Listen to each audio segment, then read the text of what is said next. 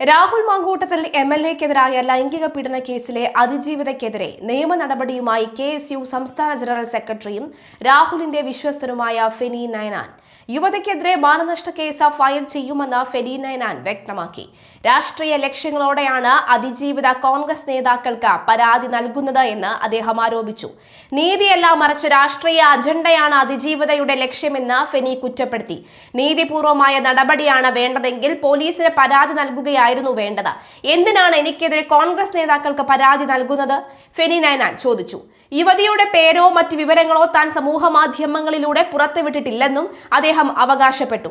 സ്വകാര്യ ചാറ്റുകൾ പുറത്തുവിട്ടത് ഒരു മാധ്യമ പ്രവർത്തകയാണ് എന്നും അവർക്കെതിരെ കേസ് കൊടുക്കാനാണ് അതിജീവിത തയ്യാറാകേണ്ടത് എന്നും ഫെനി കുറിച്ചു.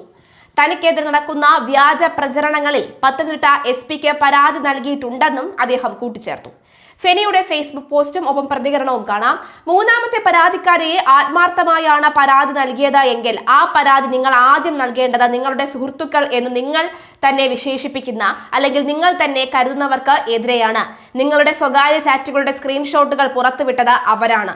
നിങ്ങൾ ആരോപിക്കുന്നത് ശരിയാണെങ്കിൽ നിങ്ങൾ ക്രൂരമായി ബലാത്സംഗം ചെയ്യപ്പെട്ടു എന്ന് പറഞ്ഞ ദിവസം കഴിഞ്ഞു. കൃത്യം 6 ദിവസങ്ങൾക്കിപ്പുറം വിഷുദിനത്തിൽ നിങ്ങളെ ക്രൂരമായി ബലാത്സംഗം ചെയ്ത ആളിന് നിങ്ങൾ വിഷുക്കൈ നീട്ടം നൽകിയ വിവരം പൊതുജനത്തിനെ അറിയിച്ചത് അവരാണ്. നിങ്ങൾ നടത്തുന്ന വ്യാജ പ്രചരണങ്ങൾക്കെതിരെ പത്തനംതിട്ട ജില്ലാ പോലീസ് മേധാവിക്ക് പരാതി നൽകുകയും കോടതിയിൽ മാനനഷ്ട കേസ് ഫയൽ ചെയ്യുകയും ചെയ്യും. രാഹുൽ മാങ്കൂട്ടത്തിലും സംഘവും ഫെനി നയനാനും ചേർന്ന് തന്നെ സ്വഭാവ ഹത്യ നടത്തുന്നുവെന്ന് ആരോപിച്ച് കഴിഞ്ഞ ദിവസമാണ് അതിജീവിത രാഹുൽ ഗാന്ധിക്ക് പരാതി നൽകിയത്.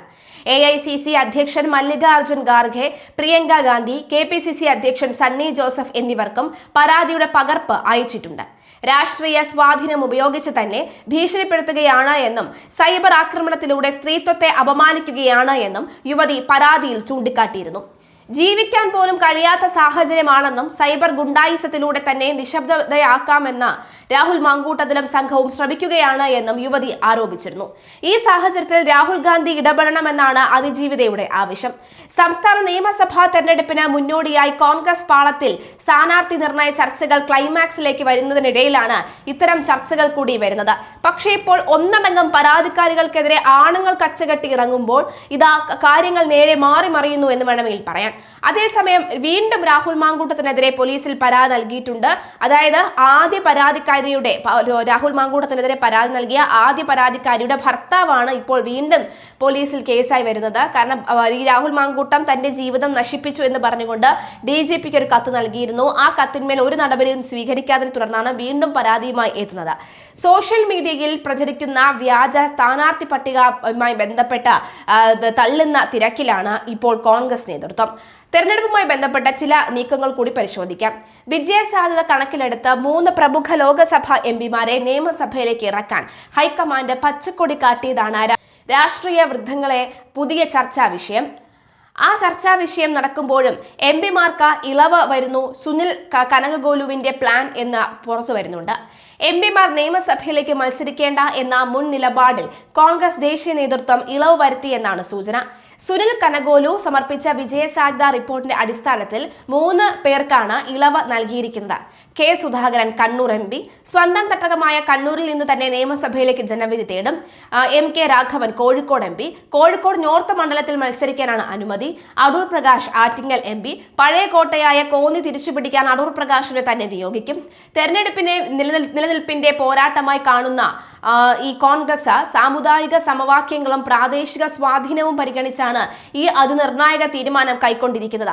രാഹുൽ ഗാന്ധിയുമായി നടത്തിയ നേരിട്ടുള്ള ചർച്ചകൾക്കൊടുവിലാണ് ഈ തീരുമാനമെന്ന് ഇതിന്റെ ഗൗരവം വർദ്ധിപ്പിക്കുന്നു.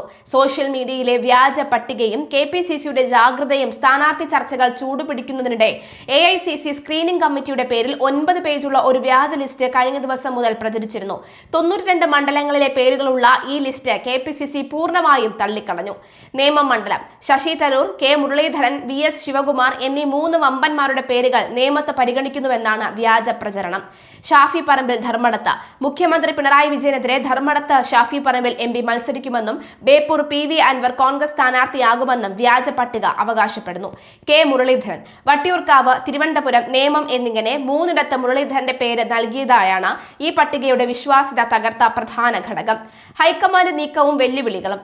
മധുസൂദനൻ മിസ്ത്രി അധ്യക്ഷനായ സ്ക്രീനിംഗ് കമ്മിറ്റി കേരളത്തിൽ താമസിച്ച് ചർച്ചകൾ തുടരുകയാണ്. വിജയസാധ്യത മാത്രമാണ് ഏക മാനദണ്ഡമെന്ന് ഹൈക്കമാൻഡ് കർശന നിർദ്ദേശം നൽകിയിട്ടുണ്ട്. പ്രധാന വെല്ലുവിളികൾ: 3 എംപിമാർ നിയമസഭയിലേക്ക് ജയിച്ചാൽ അവരുടെ ലോക്സഭാ മണ്ഡലങ്ങളിൽ ഉപതെരഞ്ഞെടുപ്പ് നേരിടേണ്ടി വരും. ഇത് പാർട്ടിക്ക് അധിക ബാധ്യതയാകുമോ എന്ന ആശങ്ക ഒരു വിഭാഗത്തിനുണ്ട്. വ്യാജ പട്ടികകൾ പുറത്തുവരുന്നത് പ്രവർത്തകർക്കിടയിൽ ആശയക്കുഴപ്പം സൃഷ്ടിക്കുന്നുണ്ട്.